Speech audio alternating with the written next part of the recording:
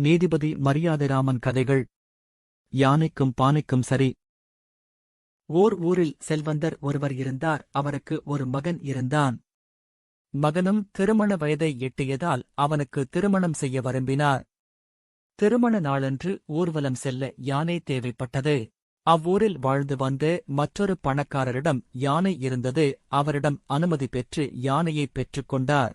திருமண நாளில் ஊர்வலம் முடிந்தவுடன் யானை திடீரென இறந்துவிட்டது.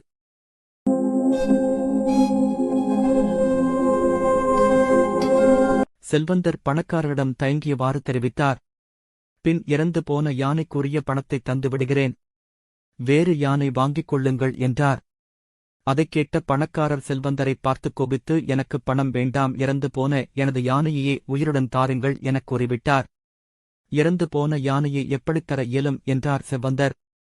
அதற்கு பணக்காரர், எனது யானையே உயிருடன் வேண்டுமென ஒரே பிடிவாதமாக இருந்தார். கடைசியில் இவர்களது வழக்கும் மரியாதைராமனிடம் சென்றது.